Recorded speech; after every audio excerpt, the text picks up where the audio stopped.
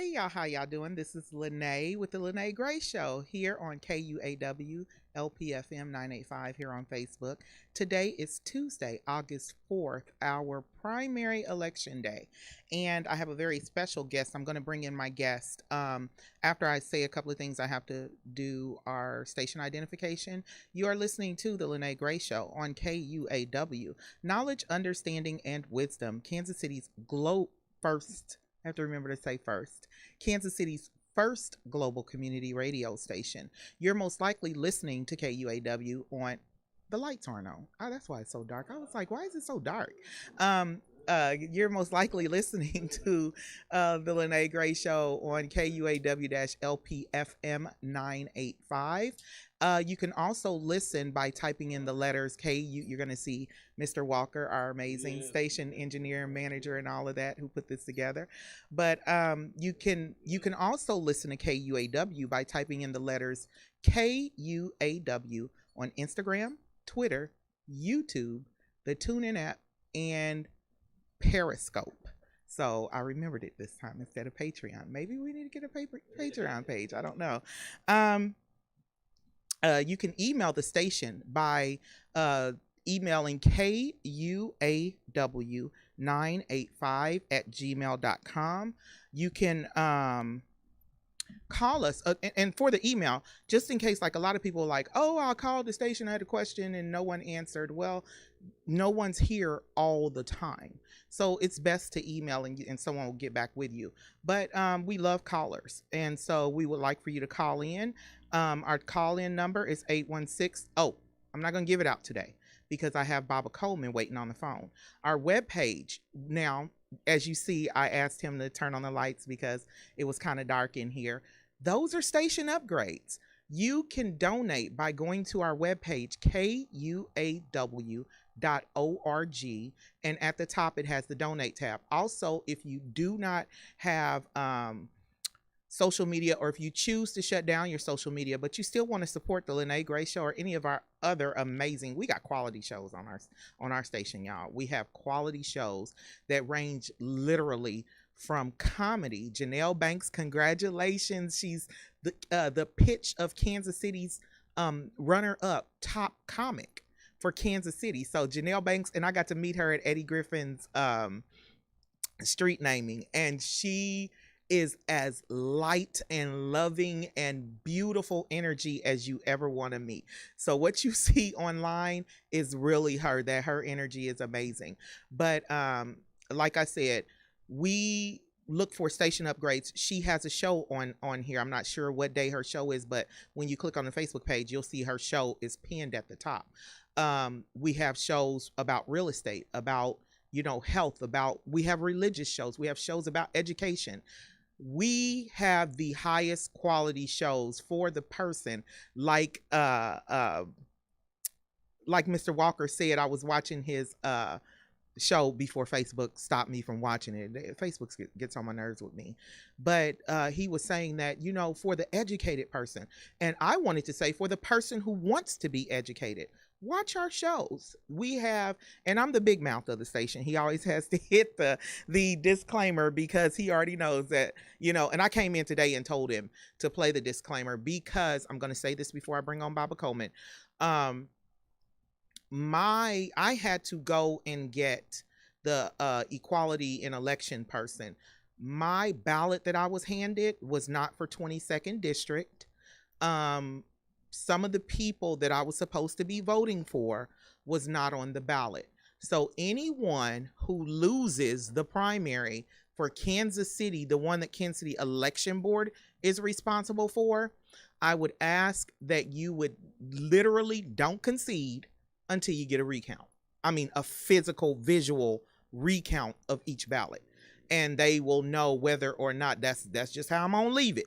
I'm not going to get to throwing names and accusing folks, but I didn't get my right ballot. And they moved our election polling place, and only one table was handing out ballots and the other table was just sitting there. And it was frustrating. And then when I asked the woman before I cast my ballot, I said, well, it's some names missing. She's like, I don't know. And just put it in there.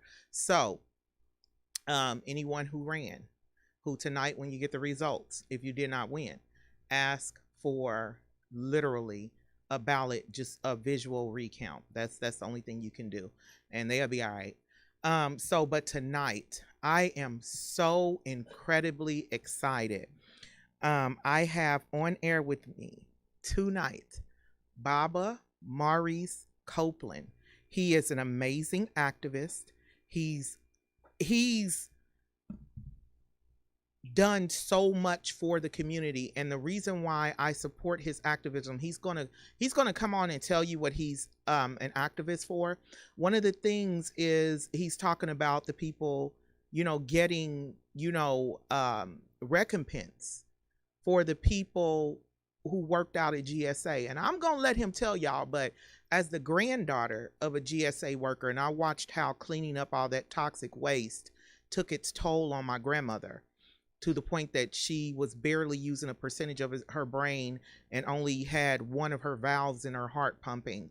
And she was still functioning and she still had her right mind, but she was in and out the hospital so much. And so I just want to take this time. Baba Copeland, can you hear me? Yeah. Could you hear me? Yes, I can hear you. Go ahead and introduce yourself to the people, and I'm just going to let you talk. We're going to take our first break at 8:30, and if I have any questions, you'll hear me come in. But I want to give you, this would be like me giving you my seat if you came into the studio. Go ahead.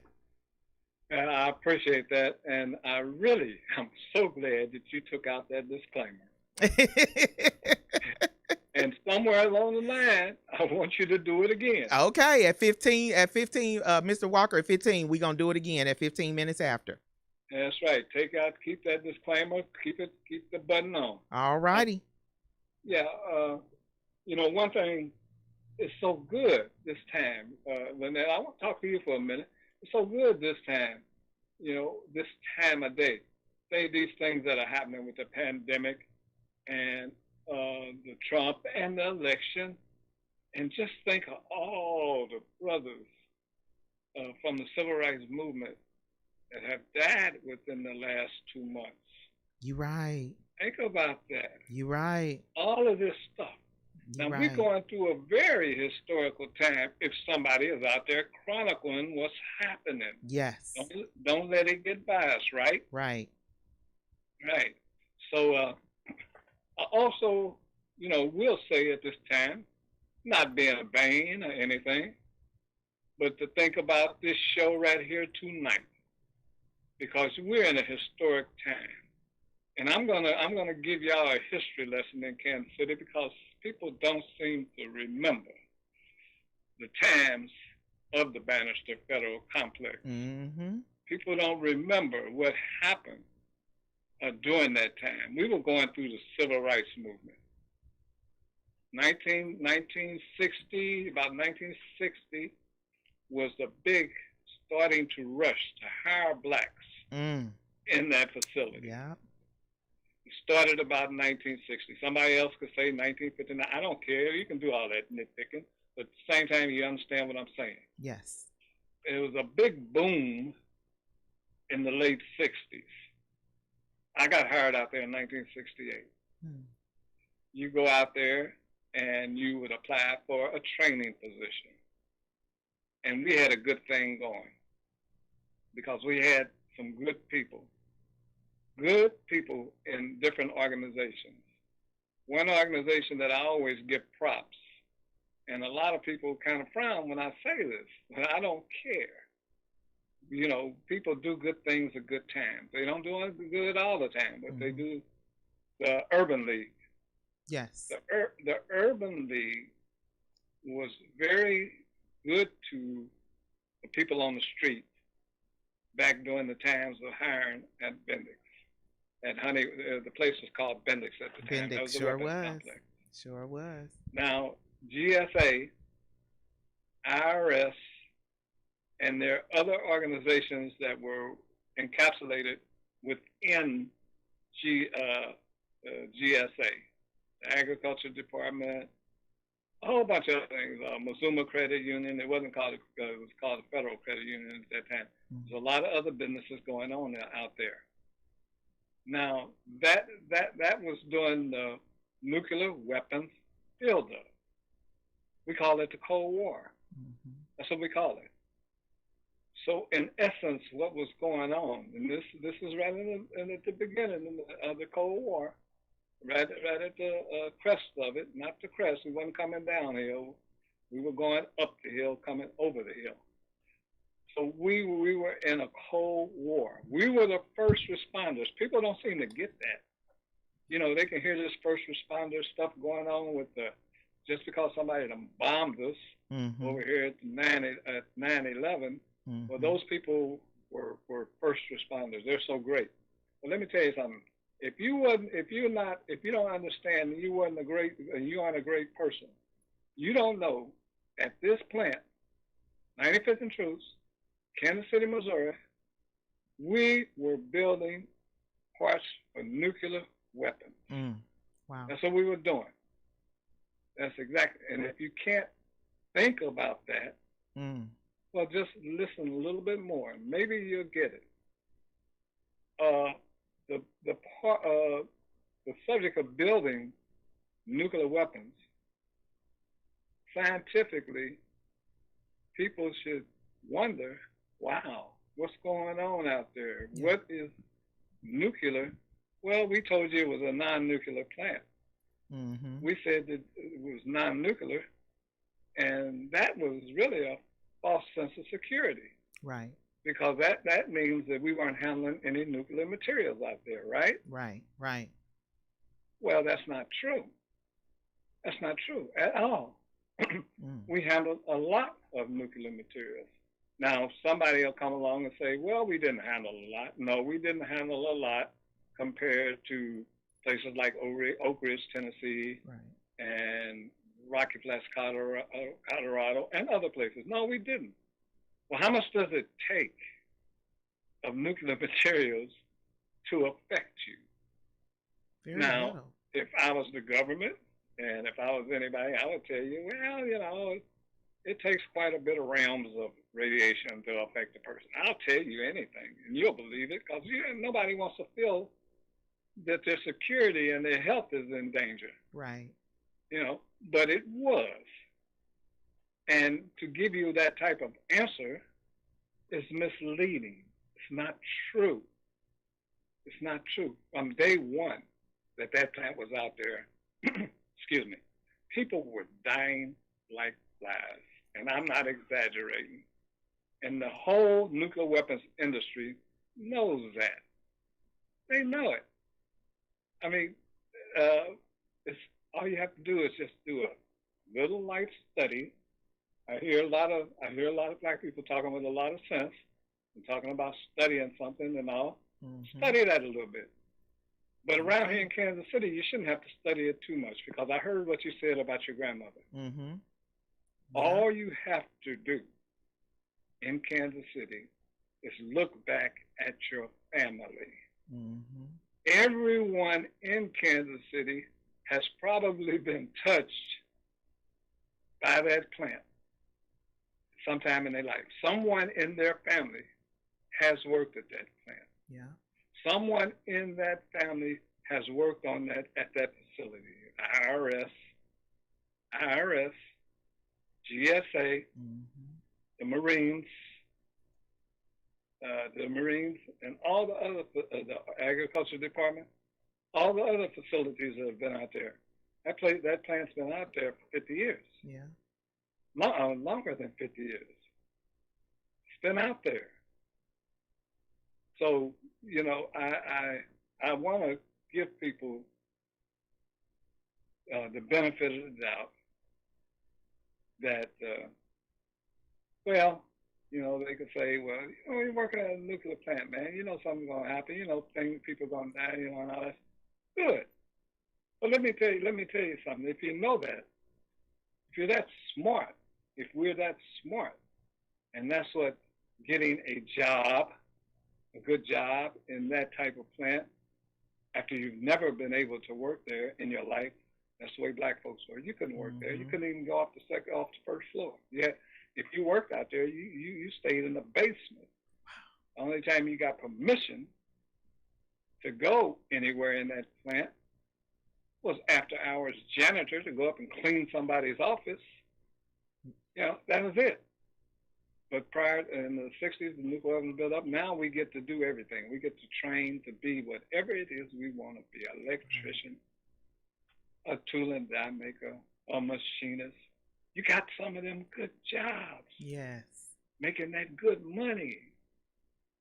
And people will say, well, you're working in a dangerous plant like that. At least you're making good money and all that stuff.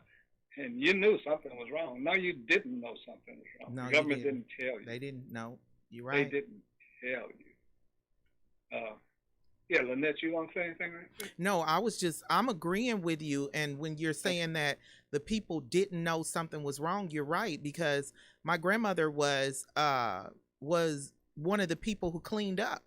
And so, she actually had a plaque for her because she got hired in the early, it must have been because it said 50s. So that means that she was one of the first hires as a janitor. And she got a plaque for saying, the women couldn't properly clean wearing those skirts. So she was the reason that the women were able to wear pants as janitors. But she made amazing money cleaning up. But I'm pretty sure my grandmother, had she have known that she was exposing herself to something so deadly and so dangerous that would put her in the health that it put her in later. And it wasn't even later that she got sick. She first developed like health issues. I was born in 75 and she was already dealing with health issues by then. And so I'm pretty sure the way my grandmother was, if she'd have known that, she wouldn't have worked there because she could make good money anywhere and she owned businesses and everything. But they paid y'all such good money. And when I say her pension was bananas, but it explains, listening to you, it explains the reason why they paid y'all so much money. And, because it was a cover up of saying, oh, we gonna kill y'all. Don't worry about it. We gonna get our money's worth out of y'all because we gonna kill y'all. And that's what it sounds like to me. Let's get the black people, have them do the stuff that we don't want our people doing because we know they're gonna get sick. So let's pull the black people in and have them do all that work. But yeah, we gonna pay you good, but it's gonna cost you in the long run. So that's all I was saying was everything you're saying is true because I want people to think about their family members. My former mother-in-law worked at the IRS out there for years. I want to say 20, 30 something years. And was broke down before she even got to 50 and 60. Yeah. Something's wrong. I hear now what was your grandmother's name? My grandmother was hold on. Mr. Walker's gonna play the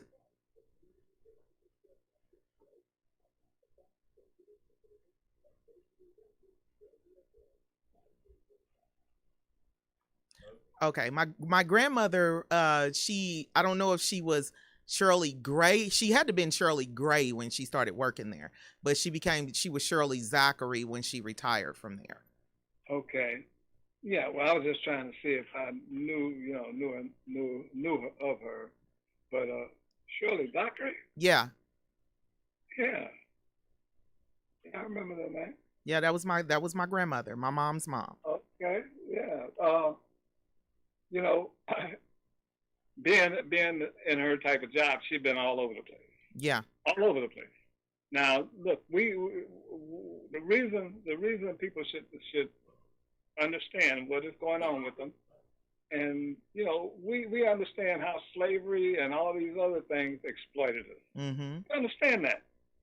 Now, the black folks weren't the only ones that was being affected by this stuff. Okay.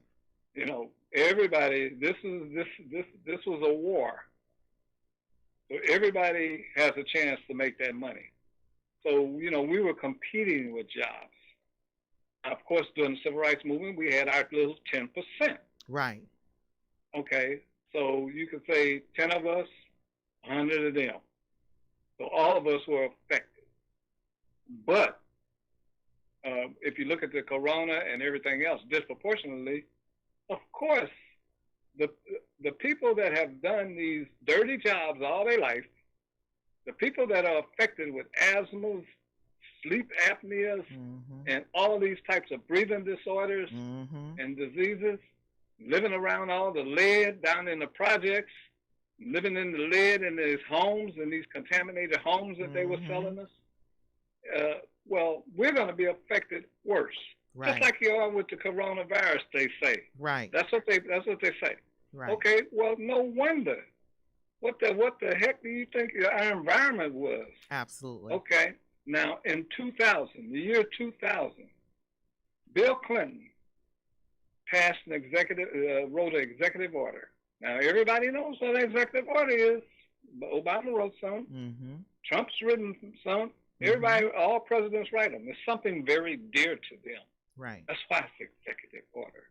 I'm going to pass this executive order because it's dear to me, and I'm going to do something for my people. Right? Okay, well, he said it. He told it like it was, Bill Clinton. I give you a thumbs up, my man. Uh, he said, and anybody can read it anytime they want to. It's a little few initials, EEOICPA. EEOICPA. That's the Employees Energy Occupational Illness Act. If you read that, it will twist your mind. Mm-hmm. It will twist your mind so bad that you won't even understand what is clearly being said to you. In that, Bill Clinton explains that the people that worked in this industry, that we, the United States government, subject these people to toxics and materials, radiation, all manners of contamination that they did not know about. And we did not tell them. And the reason we didn't tell them was because it would raise issues.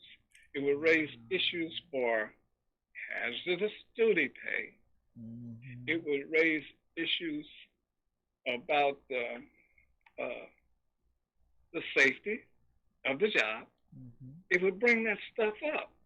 Well, they didn't want that stuff brought up. So therefore, all those years, and this is he wrote that in the year 2000. So you go back 50 years. For 50 years, we were being subject to all types of contamination. We were having all types of illnesses that related to that environmental contamination. Wow.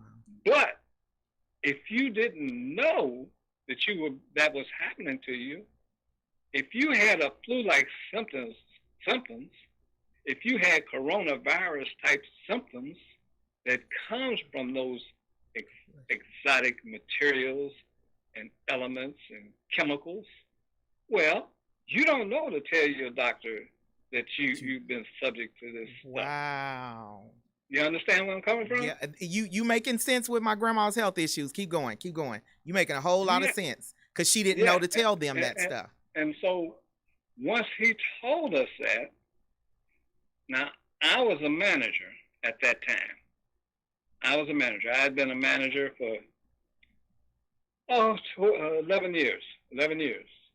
And that's when this was revealed.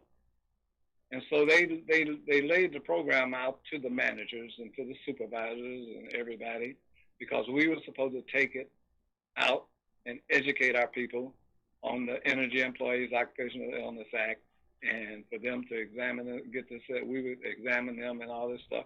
And if they had these illnesses and they came as related to our work out there, well, that they would be compensated and they would get a medical card to take care of their medical bills. That's sweet. That's sweet. Very sweet. But that ain't the way it works. It's not the way it worked with us Vietnam veterans. Right. They know that we were subject to the Agent Orange, but they didn't honor it. until later, well, the same thing was going to happen with this, and I knew it was because they came in when we were being when the managers were being apprised of it. They came in and they were saying things that did not. I mean, come on! I've been there 32 years, and they were telling us to give the hourly employees this such some information. Well, they were lying. Period. Straight out, flat out. And I told them that. I told them, I'm not going to do this. I'm not going to tell my people this. Not until you tell the truth. And I had them bring back the truth in the very second meeting. The very second meeting. The first meeting, they said that one of the elements that we used out there was a thing called beryllium. And we didn't really have to worry about that because we didn't use that much beryllium. If that wasn't the biggest lie on the planet, I don't know what was. Damn near everything out there, you had beryllium all over that place. Yeah. Beryllium is a metal, an exotic metal. It's a cancer-causing agent. Yes, it is. Yes, it's a cancer-causing agent. If you look it up, let me tell you what I come to say about beryllium. I mean, we can say this about a whole lot of things, y'all. I want y'all to know this. Y'all love gold so much. You want to do everything with gold. I don't advise you to do this with beryllium, but I say beryllium is the most valuable metal on the planet. Yeah. That's what I say. Yeah. Because I can tell you a lot of things that beryllium is used for. And it's just true. Yeah. And it's a cancer-causing agent, and we deal with it in many, many different ways. Almost everybody has it all around them. Mm-hmm. But it will debilitate you. It will kill you. It will. It's a lung disease that it will cause. And that's what they try to make it seem like, a lung disease. But that's not all. That's not all. People that work with beryllium, you get cut. You get slivers in you, like a splinter. So it embeds in your skin. Huh? It embeds in your skin like a splinter. Wow. Yes, like a splinter. And that splinter hurts. I want you to know that. That's the strangest splinter that you ever have in your life. Even though it's just a splinter, right? Right. I mean, you can take it out, but that thing hurts. I mean, you're talking about little pieces of metal. Yeah? But anyway, they tried to minimize that. And when they tried to minimize that, and they said other things about it, I'm going to say this. They said that we only used what they call 2% beryllium. Mm-hmm. Oh, is that you? No, we don't hear anything. Oh, somebody's calling me. Okay. Okay. I'm not going to. Yeah, they said we only use 2% beryllium. Well, that's not true. And I know it wasn't true.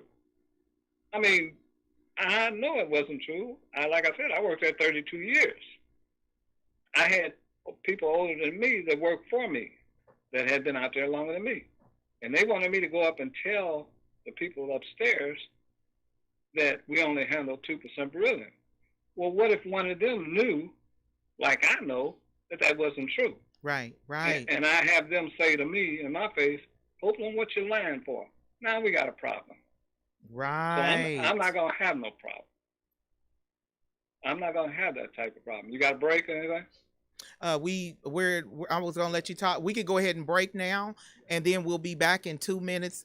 Y'all, share this. Have everybody share this, because Baba Copeland he's been working on this for years, and everybody needs to hear this, because I promise just about everybody, especially Black community in Kansas City, has been affected by what he's talking about. We will see you all in 2 minutes. This is the Lene Gray Show.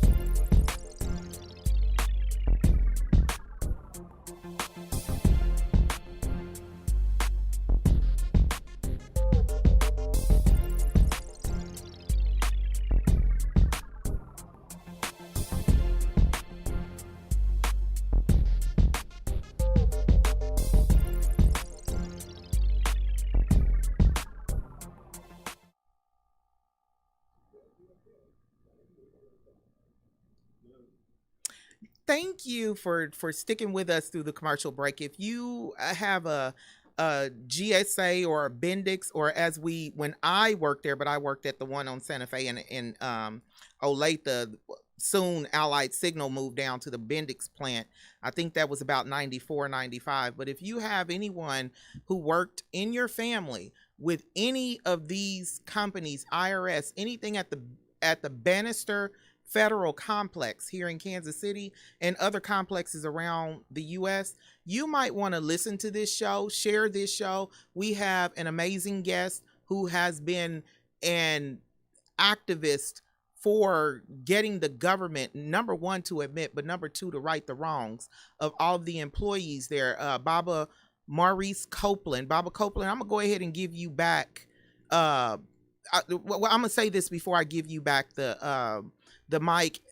I was just telling Mr. Walker that as you're talking, I'm able to put two and two together of the health of my grandmother and also my former mother-in-law, who she worked at the IRS for years, and the stuff that they had going wrong with them. But like you said, they didn't know to tell their doctors that they worked at the Bannister Federal Complex. So it makes a whole lot of sense now, because I couldn't understand how some of these health issues my grandmother had, the rest of us don't have. And so how is it that she was such in bad health? And then I look at my now former mother-in-law, the health issues that she has, her children don't have.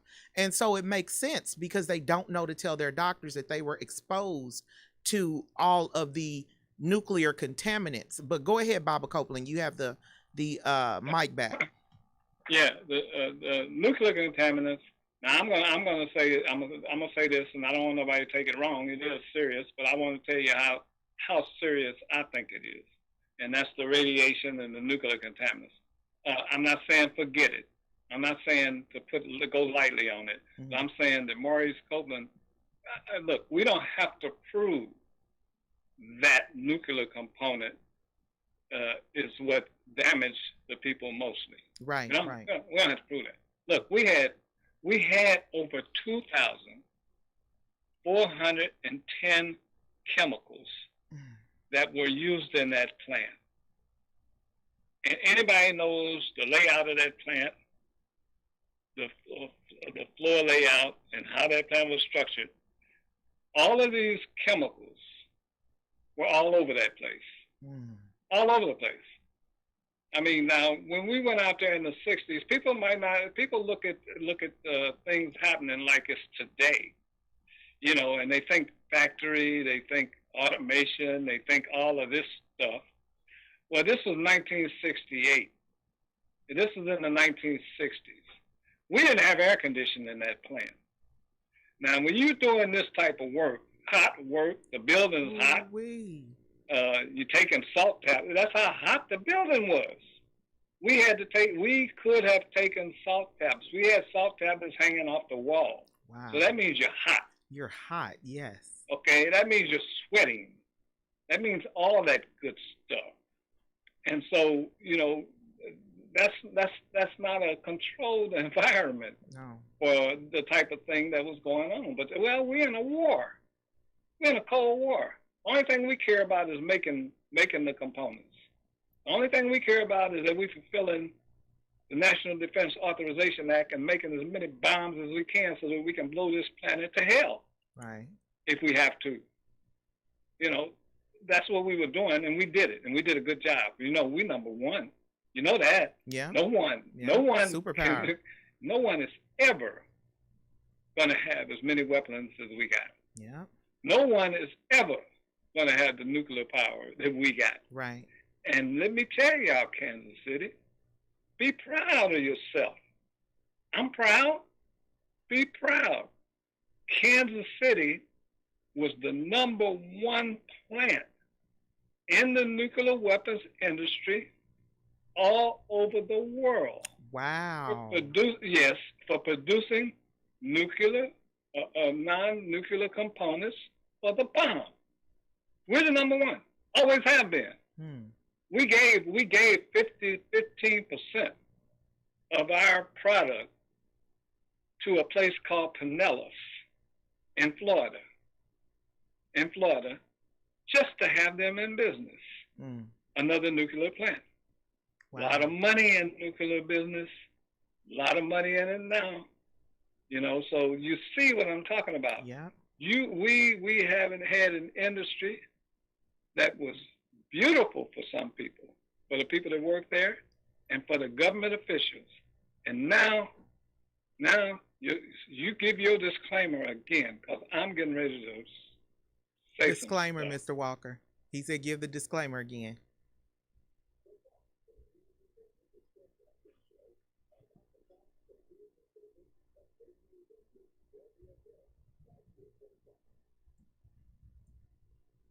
All righty, go ahead, Baba Copeland. Okay, let me tell y'all something.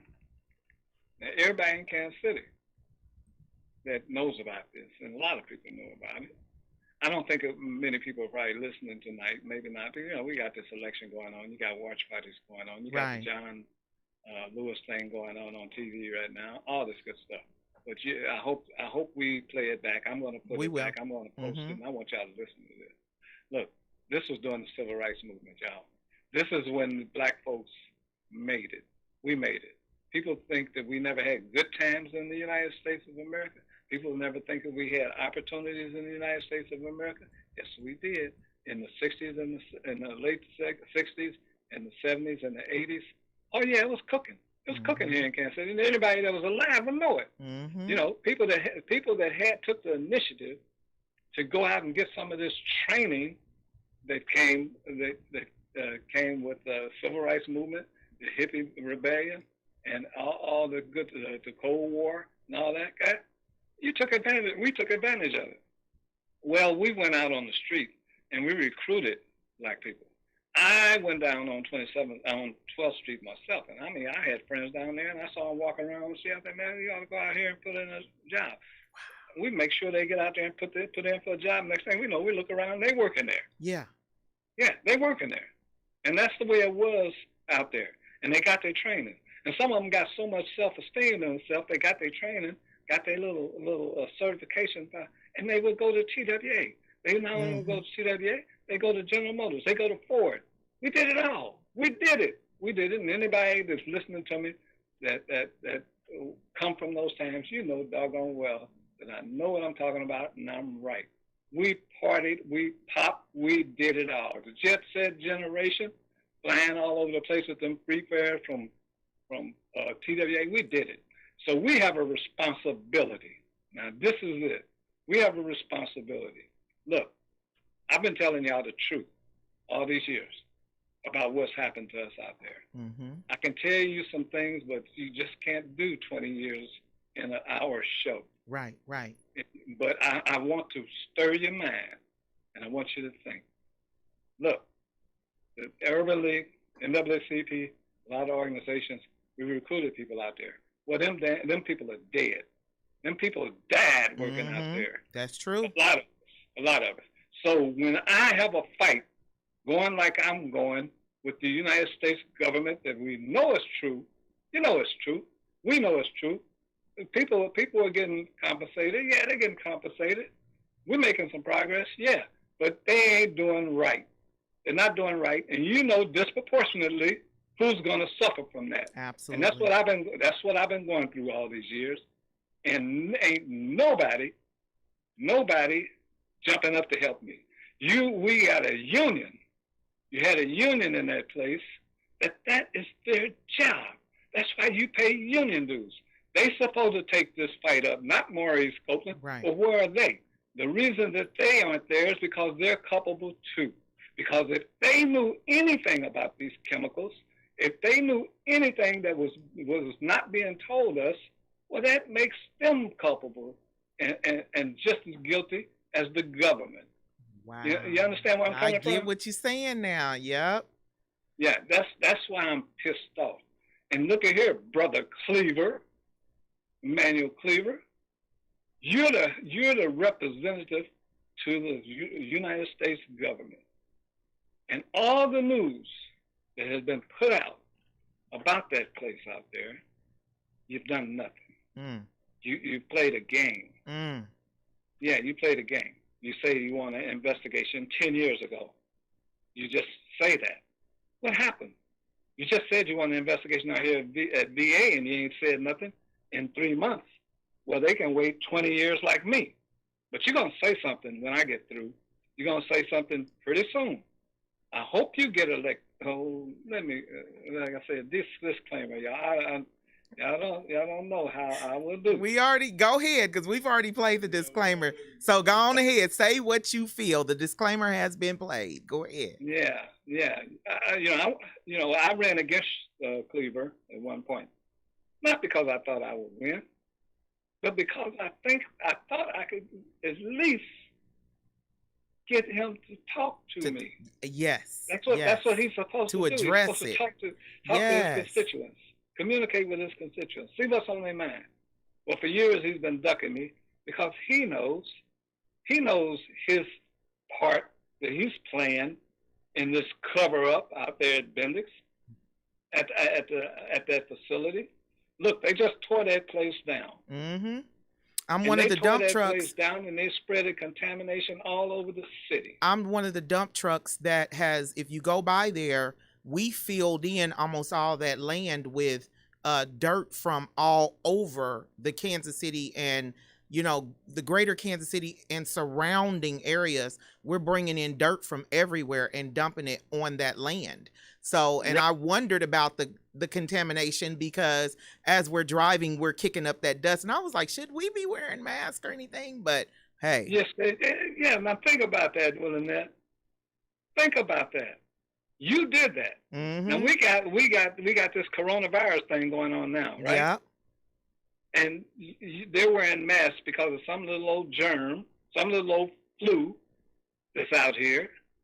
Well, they didn't have you wearing masks and all of that stuff. And we had air blowing, and it's pulling it into our trucks. That's right. Yep. That's right. Yep. And they those didn't. those we wasn't trucks wearing. Are driving up and down Kansas City streets. Yep. Kicking up dust, dropping that same. No, we not. The only wash that you do is you roll over this mat when it's this like studded mat, and they call it truck wash. And when I first went through, I said, "Oh, they gonna wash our trucks when we leave?" And it's just a mat that's full of the dirt and the grime that's there, and there's no wetness that hits the truck, no chemicals, no nothing. You just bounce the truck on that mat to try to shake off some of the dirt, but the mat is so full that it really don't bounce anymore. So right. Yeah. One thing is, yeah, I'm a butthole. What do you call it? I would like to say the other word. I'm a butthole.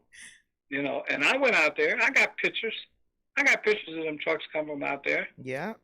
Yeah, I had one truck driver. He could have got his hat brought to him with what I had out there with me. He come jumping out of the truck like he's gonna do something. Could have got hurt. Yeah. But anyway, we need in our community, Cleaver, do your job. Please. Read your job description. Yeah. Read the oath that you took when you went into Congress. Right. And you will see that you have been shucking your responsibility for the last 18 years, and you want 20 years? You want to get voted back in this time? Get your 20 years and get out. But once you get out, brother, look here, I want you to know that your legacy is probably going to die with me. In other words, I'm going to talk about you because I'm going to talk about you because of what you didn't do. You worked there. He worked there. He worked at that plant. He knew these people that were dying. He knew some of the gripes that we were saying about what was going on out there, and he knew that that's true because I've asked him, who trained you, Cleaver? Who trained you on how to protect yourself when you worked in that plant? And he won't answer.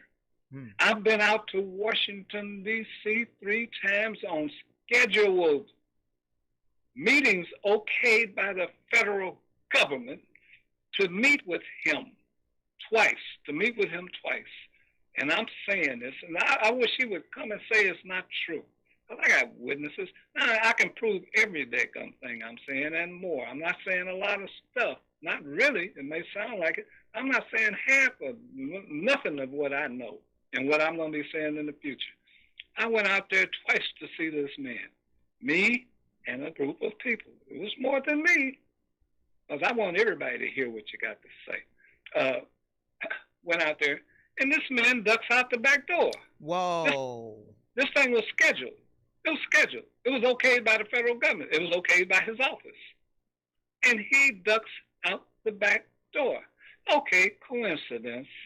He got to go and do a vote, a House vote. That was what was said the first time. Mm-hmm. Okay, fine. Well, I come back maybe 1-2 years later. What happens? He ducks out the back door. No, no, no, no. Ain't no coincidence. Whoa. You don't want to talk to me. Talk to me. Talk to me in public. Let's get this on in public. Let's see what you said over the years. He told the federal government. Well, not the federal government. I'm sorry. He told the people. You all. He told you all in a national newspaper what Maurice Copeland wanted. In other words, I'm being unreasonable. And all I want is for a big payout, a straight payout from the government to the people at the Honeywell plant. Now, I don't know how he could tell anybody what I want. He ain't never talked to me. He ain't talked to you. Oh my goodness. He ain't never talked to me. Wow. Nothing. Wow. And to show y'all, no, I'm not gonna say that. Just like I said, it's a lot of things. I know too much. When I say I know too much, is look, this is life, and this is us. It's our time. Yes. It's our time to make sure that the people that we have representing us, and I'm sure that everybody's saying that we have got some work to do on getting some people that's got guts to if we want to know our history, well, that gummit, we are history. You right. I came through the civil rights movement, Vietnam, the hippie movement, JFK, Martin Luther King, all of this stuff. Medgar Evers, Emmett Till. We did that, Cleaver. We did that. That's us. That's us, Cleaver. We're old. Yeah. We're old. We're old. We can give these people a history lesson.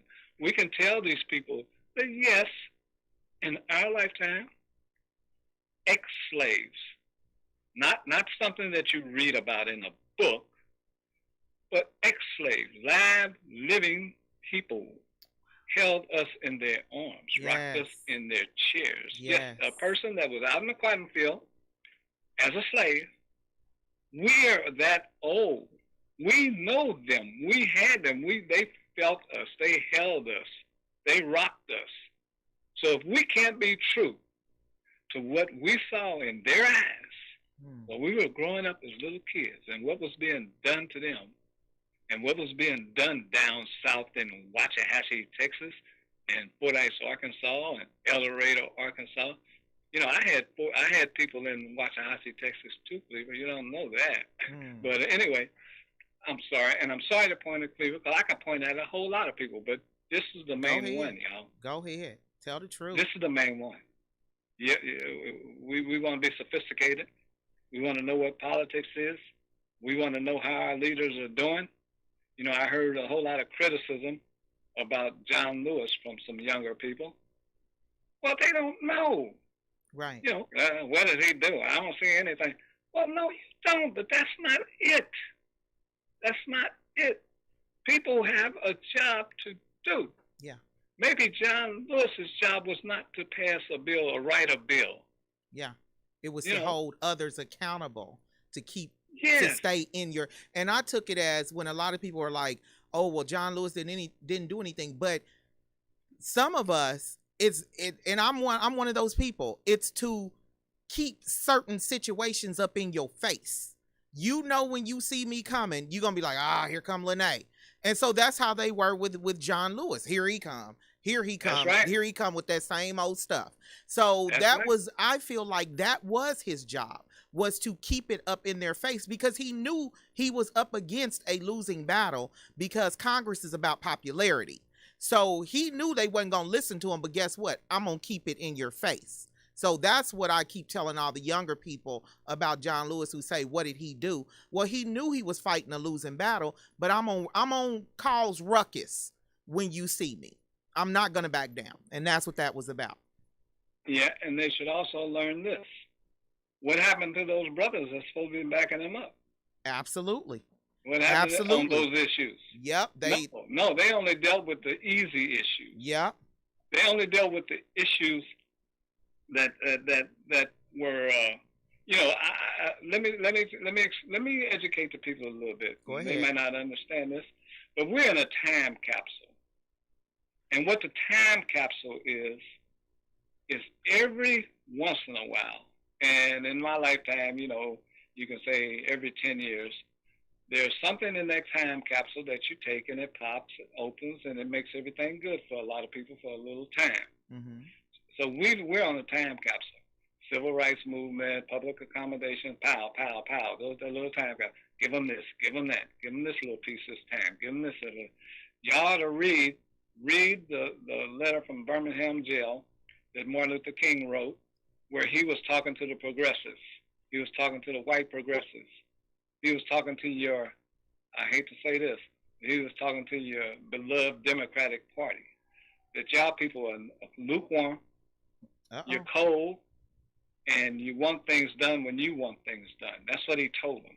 That's what he told them. And that's we can't do that anymore. Right. Martin Luther King told them that in the letter from the Birmingham jail. And we didn't get it. Martin Luther King told all of us and the government that he was a drum major for justice. What? For justice. Justice. Yes. Now, let me tell y'all something. Y'all want to sit on this dream thing? You can dream your butt off. They can give you everything you want. I don't, look here, somebody say, Copeland, we're going to give you reparations. Well, give the people reparations. But what I want you to give me, you give me justice. Yes. You give me justice, and your reparations ain't gonna outnumber nothing that I'm getting ready to get from your ass. I'm sorry. Hey, you're all right. And we have how many minutes we got, Mr.? We have about 3 minutes, and so I'm gonna let you go ahead and close out so we can close out the show because I don't want the show to automatically cuts you off. But you got 2 to 3 minutes to go ahead and let the people know, and I will be bringing you back on. But go ahead and talk to the people, let them know where they can find it. Well, you already told us where to find the information, but anything you want us to know, go ahead. Yeah, well, what I'm gonna say, and I might let you reflect a little bit before when I say I'm done, because I don't want to say too much more because I really anyway. Look, people. I had a lot of friends that work out the Bannister Federal Complex, and I had when I started this little thingy, they were sick. They were sick, and me, I'm that man that troubles the water. Mm-hmm. Yeah. I am that John Lewis that walked into the office after hearing something bad. Somebody found some Klan material over in the corner.